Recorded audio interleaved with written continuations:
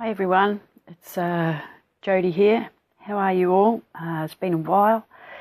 I've been busy doing some other things, but just haven't finished anything anyway. So here's a quick page in my watercolour journal. I just had some inspiration from a Instagram site that was doing prompts, weekly prompts, and this one was called Make a Wish. So at this point I've laid down some scrapbooking paper and glued that in with my gel matte medium, and then I've gone over it with gesso. And now I'm going in with my, well, let the gesso dry of course, otherwise you'll wreck your Tombows. So I've just gone over them with my Tombow markers, they're supposed to be hills. As I was putting down the Tombow, and then you activate them with a bit more gesso, and but you end up losing. I don't think you can even see the background anymore, but never mind. It's still all the fun. I really enjoyed doing collage. I think it's because you just sort of really play. Yeah, so I think one of my Tombows, I was really disappointed. I haven't even used them very often, and it was completely like dried up. I don't know what the story is, because I store them how they're supposed to be stored, which is horizontally. And yeah, maybe the lid just wasn't on properly, or maybe it had been played with at the shop too much, I don't know. I'm dabbing with a baby wipe, just dabbing some of the paint off. I mean, not the paint, the Tombow, just so that I can see a little bit of the paper underneath. And now I'm using my Pitt Pens to draw in some of the other features that got lost when I put the collage down. And I like the Pitt Pens because once they're dry, they're permanent, whereas even with the gesso on the Tombow, it still kept reactivating, which was a little bit annoying. I mean, you might see me later on go in. I think I went over the top with a light wash of acrylic. It got the better of me. So just going back in and drawing in some details before I do the background, which is I just went in straight in with my Tombows because I wanted I wasn't sure whether I didn't really want to do a galaxy scene, but I still wanted a nightish sky, magical nightish sky. And you can see along that ridge of that hill, you can see where the matte medium stopped it from accepting the Tombow.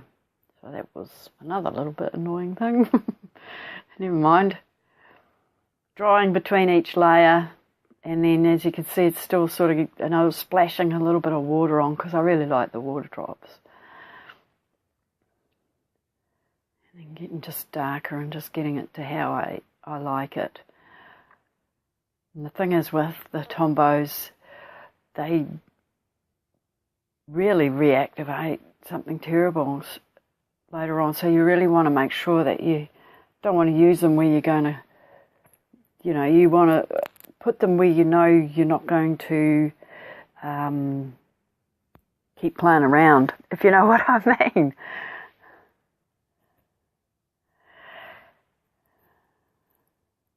Flicking a bit of white. That was a total failure. Trying to flick in white spots. I had a toothbrush, and that just the spot. A toothbrush makes the spots really small. So I went in with my fan brush, and I ended up with spot. I could feel it hitting my back. It was hitting everywhere. It wasn't going on the page. It was going everywhere. So I just sort of gave up. And then, even though it was fluid acrylic, it was a white fluid acrylic, and that was activating the Tombow. So it was turning the blues and the pinks. So, oh well. You live and learn. I mean, it's still, I really liked how it came out. I was pretty chuffed. because you sort of have an idea in your head and then things don't go the way they are. This thing that I've just put down here on my right is one of the best things I've ever purchased. I bought a small, what do they call it, stay wet handy palette for my acrylics, because I mean they just dry out something terrible. It's been fantastic. So I just can keep using the paint. I don't have to pick it off, or, I mean, it just has been one of the greatest things. I'm so pleased I purchased it. I think it was like $30 American, I mean not American, New Zealand, which is probably about, what would that be, about 20 American, maybe. But then sometimes you find what's $30 in one country is $30 in another as well, so it's hard to tell. Right, so I'm going over the moon with some, I did go over it with gesso, trying to get rid of the Tombow that I'd blotched all in there. And I think I'm going in now with, am I going, I can't remember what I'm going in with, whether it is a white acrylic or whether it is still Tombow. I mean, not Tombow, gesso.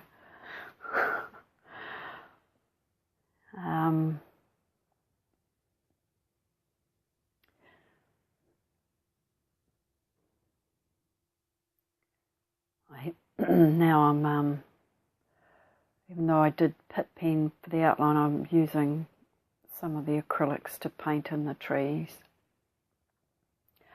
Okay, now I'm doing the details in the face of the moon. I don't know whether it's, someone said to me because I put the picture on, that the moon is very feminine. I don't think I had any idea whether, I sort of started off thinking the man and the moon, but then, I mean, I always do think of the moon as being a female moon goddess or something, you know, it's not really so I don't know, so my hand decided it was probably slightly more female. And I was quite happy. I didn't want a youthful looking moon, so it's got a few wrinkles. Because she'd be pretty ancient. And so yeah, I'm just doing that with that palette with all the different little bits of acrylic paint that I've got there. And then I didn't make her white. It's got more of a creamy tinge. I was trying to do slightly monotone or muted tones to her face and just to the moon in general.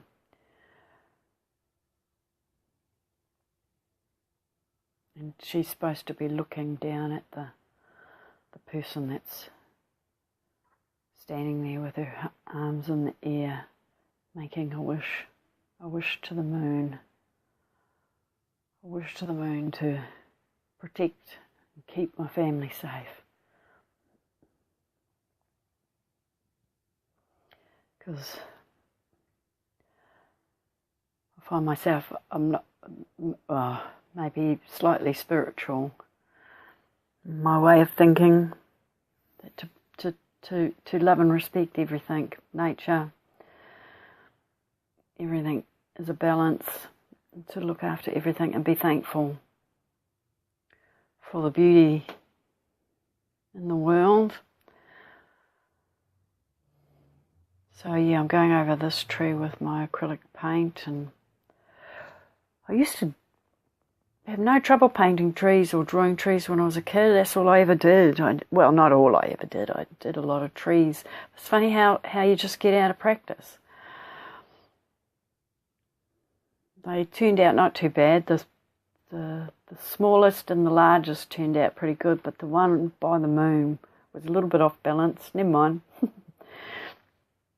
And I went in with a lighter colour on the side that I sort of thought would have like a touch of moon glow. And I tried to You had the dark shadows on the, because the tree on the left has a dark on the left and the light on the right, but the trees on the right have the dark on the right and the light on the left. And I don't know if you can see, but that hill right in the background, I actually did like a bit of, I did line work on it, very thin line work, just with a black, one of those black, what do you call it, a 0.5 or something, a micron type pen. And I do the same with the other hills. I sort of try to adjust the distance between the lines, so the one at the very back, the lines are very close together. The one that the person standing on, are not so close together, and the closest bluey green hill, they're quite far apart. I had a little bit of problem with my person. I've got like 4 or 5. I've got like a sketchbook I have to try and practice some of the things before I start painting. And yeah, that was a bit of a challenge trying to get the hands. I didn't want it to look like a piece of wood because it's so hard to try and get the movement. Some people just have a real knack. So I painted the body all in to how I thought I'd like it, and I got the feet really looking good, but then I put some clothes on her because I quite forget to put clothes on my people. Don't worry, it's not because I'm you have a fetish. There's nothing like that. It's just to get the shape.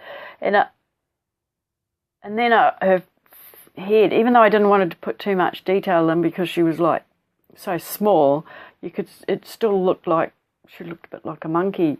So, and then her feet, I had to scrub her feet out. I went away, left it for a bit, and then come back again and had another go at her feet because they looked like, I don't know what was going on, hooves. Anyway, I did get it, finally got it right. I think after going away, her left foot looks a bit huge at the moment. This must be just before I went. I thought, what the heck am I doing? This looks ridiculous. She's got like women hooves or werewolf legs or something was going on. But yeah, so I scrubbed them off. Luckily they came off, reasonably good. And then I left it. I thought, it's annoying me, so I wandered off for a bit. And then when I come back, I got it to a point I was happy with.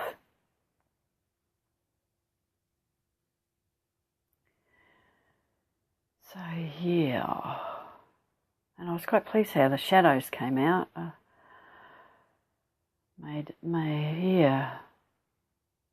was pretty happy with that. So yes, she's got no feet at the moment. So yes, I had another go. And that's what you got to do sometimes. Don't keep at it. Stop, walk away for a bit. Walk away and just have a little think about it and then come back.